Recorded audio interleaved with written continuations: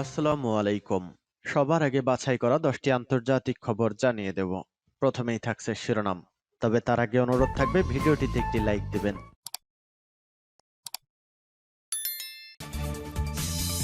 জানিয়ে দেবে ইউক্রেনের অধিকৃত এলাকায় গণভোট দিয়ে কি করতে চান পুতিন।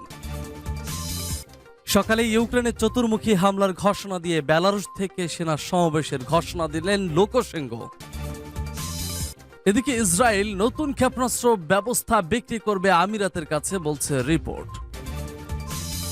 জানিয়ে দেব আফগানিস্তানের রাজধানীতে মসজিদে হামলায় নিহত 7, আহত 40। সর্বশেষ জানিয়ে দেব গণভোটের মধ্যেই দনবাসের গুরুত্বপূর্ণ এলাকা দখল নিল ইউক্রেন। শুনছিলেন সংবাদ শিরোনাম, এখন বিস্তারিত। তবে তার আগে অনুরোধ থাকবে ভিডিওটিতে একটি লাইক এবং কমেন্টস করে জানিয়ে দিন এই ভিডিও সম্পর্কে আপনার মূল্যবান মতামত। আর আপনি যদি আমাদের চ্যানেলটিতে নতুন হয়ে থাকেন তাহলে অবশ্যই চ্যানেলটি সাবস্ক্রাইব করে পাশে থাকা বেল আইকনে ক্লিক করে আমাদের সাথেই থাকুন। বেলারুশের সেনা সমাবেশ নিয়ে যা বললেন লুকাশেঙ্কো। বেলারুশের প্রেসিডেন্ট আলেকজান্ডার লুকাশেঙ্কো বলেছেন, ঘনিষ্ঠ মিত্র রাশিয়ার মতো তার দেশ সেনা সমাবেশের কোনো পরিকল্পনা করছে না। বার্তা সংস্থা রয়টার্স শুক্রবার এক প্রতিবেদনে এ তথ্য জানিয়েছে। এ ব্যাপারে লুকাশেঙ্কো বলেন, রাশিয়ায় সেনা সমাবেশ করা হচ্ছে, কিন্তু এখানে সেরকম কোনো ব্যাপার নয়। রাশিয়ার প্রেসিডেন্ট ভ্লাদিমির পুতিন বুধবার সামরিক রিজার্ভের আংশিক সমাবেশের ঘোষণা দেন। ইউক্রেনে মস্কোর আক্রমণকে সমর্থন করার জন্য বেলারুশে নতুন ব্যবস্থা ঘোষণা করার পরিকল্পনা করেছেন এমন গুজবের পরিপ্রেক্ষিতে 1994 সাল থেকে ক্ষমতায় থাকা লুকাশেঙ্কো একথা বলেন। রাশিয়া বেলারুশের প্রধান সমর্থক এবং দুই প্রতিবেশী একটি সীমান্তহীন তথাকথিত ইউনিয়ন স্টেট বা ঐক্য রাষ্ট্রের অংশ। রাশিয়া তার আক্রমণ শুরু করার আগে সামরিক মহড়ার অজুহাতে বেলারুশের ভূখণ্ডে বাহিনী, ক্ষেপণাস্ত্র এবং বিমান মোতায়েন করেছিল। বেলারুশের উত্তরে ইউক্রেনের সীমান্তে রয়েছে। চলতি বছরের 24 ফেব্রুয়ারি রাশিয়া ইউক্রেনে অভিযান শুরুর পর প্রকাশ্যেই মস্কোর সমর্থন জানিয়ে আসছে বেলারুশ। ইউক্রেনের অধিকৃত এলাকায় গণভোট দিয়ে কি করতে চান পুতিন। ইউক্রেনের 4টি অধিকৃত অঞ্চল রুশ ফেডারেশনে অন্তর্ভুক্ত হওয়ার প্রশ্নে গণভোট শুরু হয়েছে শুক্রবার। লুহানস্ক, দনেতস্ক, জাপোরিজিয়া ও খেরসনে আয়োজন করা এই গণভোটকে অবৈধ বলছে ইউক্রেন ও তার মিত্র পশ্চিমারা। ইউক্রেনের এসব অঞ্চলকে রাশিয়ার সীমানাভুক্ত করার লক্ষ্যেই এই গণভোটের নাটক সাজানো হয়েছে বলে দাবি কিয়েভের। গণভোট হবে 5 দিন ধরে, যদিও ইউক্রেনের পূর্ব ও দক্ষিণের এই 4টি অঞ্চলে এই তীব্র যুদ্ধ চলছে। 7 মাস আগে পুতিনের নির্দেশে ইউক্রেন আক্রমণ করে রুশ বাহিনী, কিন্তু পুতিন বাহিনী এখন পাল্টা আক্রমণের মুখে রয়েছে। এতে কিছুটা সাফল্যও পেয়েছে ইউক্রেনীয় রাশিয়া। গত 24 ফেব্রুয়ারি অভিযান শুরুর পর যেসব অঞ্চল দখল করেছিল তার কিছু অংশ ইউক্রেন পুনর্দখল করতে পেরেছে। এই অবস্থায় ক্রেমলিন যুদ্ধকে নতুন আঙ্গিকে পরিচালনার জন্য যে 3টি পরিকল্পনা নিয়েছে তার একটি হলো অধিকৃত অঞ্চলে গণভোট। স্বাধীন ইউক্রেনের এই 15% এলাকা রাশিয়া যদি নিজেদের সীমানাভুক্ত করতে পারে, তখন মস্কো দাবি করতে পারবে ইউক্রেনকে দেওয়া ন্যাটো জোট ও পশ্চিমা দেশগুলোর অস্ত্র দিয়ে তাদের ভূখণ্ডে আক্রমণ চালানো হচ্ছে। গত সপ্তাহে রাশিয়া আরো 3 লাখ বাড়তি সৈন্যকে যুদ্ধে যাওয়ার জন্য তলব করেছে। দেশটি প্রায় 1000 কিলোমিটার দীর্ঘ রণক্ষেত্র প্রতিরক্ষায় এদের মোতায়েন করবে বলে ধারণা করা হচ্ছে। যুদ্ধের জন্য অতিরিক্ত সৈন্য সংগ্রহের এই সময়কালে রুশ সামরিক বাহিনী ছেড়ে পালিয়ে যাওয়া, আত্মসমর্পণ বা বিনা ছুটিতে কাজে অনুপস্থিত থাকা ফৌজদারি অপরাধ বলে গণ্য হবে।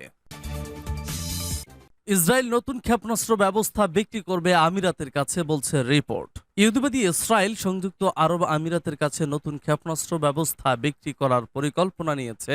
এই ক্ষেপণাস্ত্র ব্যবস্থা ভূমি থেকে আকাশে ক্ষেপণাস্ত্র নিক্ষেপ করতে সক্ষম। একটি খবরে বলা হয়েছে ইহুদিবাদী ইসরায়েল সংযুক্ত আরব আমিরাতের কাছে রাফায়েল নির্মিত স্পাইডার ক্ষেপণাস্ত্র ব্যবস্থা বিক্রি করতে রাজি হয়েছে। ওই খবরে দাবি করা হয়, স্পাইডার ক্ষেপণাস্ত্র ব্যবস্থা পেলে আরব আমিরাত ড্রোন হামলা প্রতিহত করতে পারবে। চলতি বছরের প্রথম দিকে আরব আমিরাতের রাজধানী আবুধাবির উপর হামলা হয়েছিল।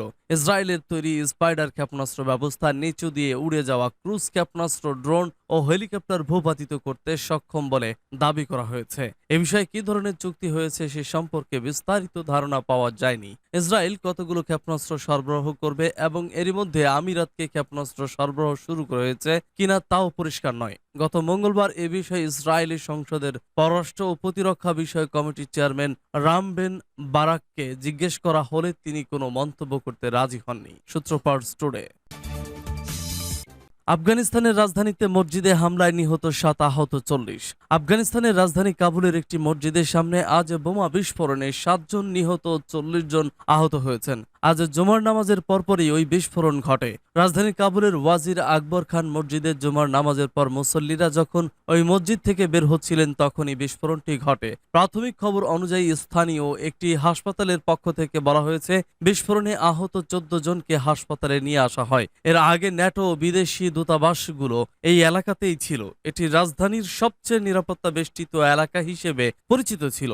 কাবুল পুলিশের পক্ষ থেকে এ বিস্ফোরণের তথ্য নিশ্চিত করা হয়েছে। পুলিশের মুখপাত্র খালেদ জারদান বলেছেন, নামাজের পর লোকজন যখন মসজিদ থেকে বের হচ্ছিলেন তখন বিস্ফোরণ ঘটানো হয়। এতে হতাহতের সবাই বেসামরিক। কাবুলে জুমার নামাজে আসা মুসল্লিদের টার্গেট করে বোমা হামলার সবশেষ ঘটনা এটি।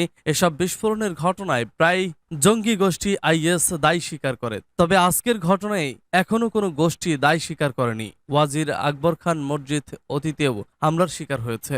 তালেবান ক্ষমতায় আসার আগে 2020 সালের জুনে মসজিদটিতে বিস্ফোরণ ঘটানো হয়। ওই ঘটনায় মসজিদের ইমাম নিহত, বেশ কয়েকজন মুসল্লি আহত হন। সূত্র পার্স টুডে।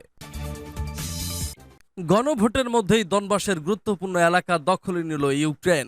রাশিয়ার সঙ্গে যোগ দিতে ইউক্রেনের 4 অঞ্চলে গণভোট শুরু হয়েছে। ওই গণভোটের মধ্যেই শুক্রবার পূর্বাঞ্চলীয় দনবাসের গুরুত্বপূর্ণ শহর বাখমুটের কাছে গুরুত্বপূর্ণ এলাকা দখলে নিয়েছে ইউক্রেন। ইউক্রেনের সেনাবাহিনীর এক জ্যেষ্ঠ কর্মকর্তা সাংবাদিকদের জানান, ইউক্রেনের সেনাবাহিনী দনেতস্ক অঞ্চলের ইয়াতিস্কোভিকা গ্রাম পুনরুদ্ধার করেছে।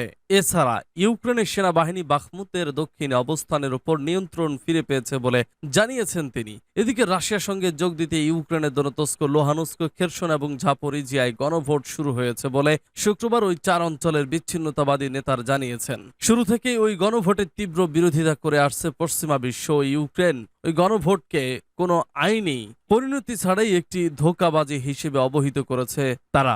বিশেষ করে দনেতস্ক এবং ঝাপোরিজিয়া অঞ্চলের বিশাল অংশ এখনো ইউক্রেনীয় বাহিনীর দখলে রয়েছে। কেভ অধিকৃত অঞ্চলের জনগণকে এই গণভোট প্রক্রিয়া বর্জন করার আহ্বান জানিয়েছেন।